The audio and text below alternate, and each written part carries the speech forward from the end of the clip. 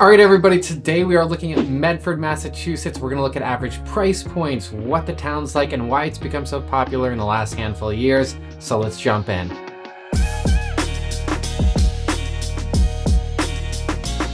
So if I had one sentence to describe Medford, it would be giving you a suburban feel with still having access to urban amenities. Medford, you're typically getting a little more space, acreage, yard, land. It's a little more spread out than maybe your Somerville or Cambridge.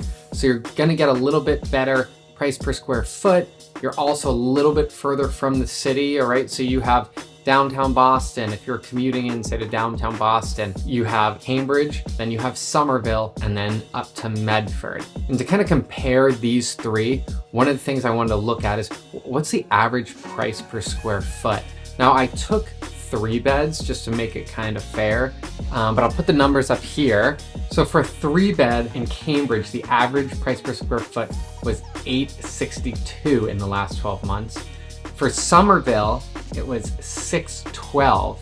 And for Medford, it was $449. So we see as we move further and further from the city, we're getting a little bit better price per square foot, which typically allows buyers to get a little bit more space. So let's jump into pricing per bedroom in Medford. We'll start it off with the 1-bed. 1-bed, the median sale price in the last 12 months was $600,000 for a 1-bed. It was $635 for a 2-bed. For 3 beds, I actually split this up between single family and condos because they're a little different, a little premium for single families. Single families were $779, $950, and the median condo price was $725. I did the same for 4 beds. There's been some high-end premium buildings recently that have sold, so it's actually higher for condo 4 beds. The median condo was just over 1.1 million, where the median single family in the last 12 months was just over $950.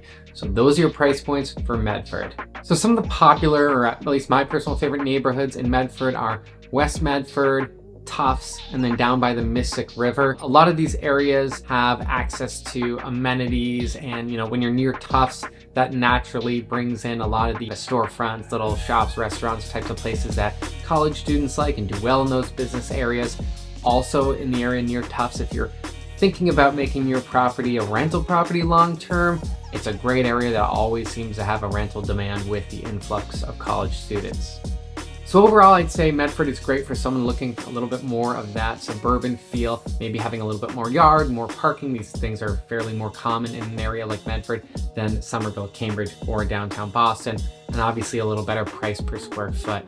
So hope this gives you a good sense of Medford and is helpful for you. If you want some more helpful videos on Boston and the surrounding areas, feel free to subscribe or direct message me directly for another town or updated stats on any town. Have a great week.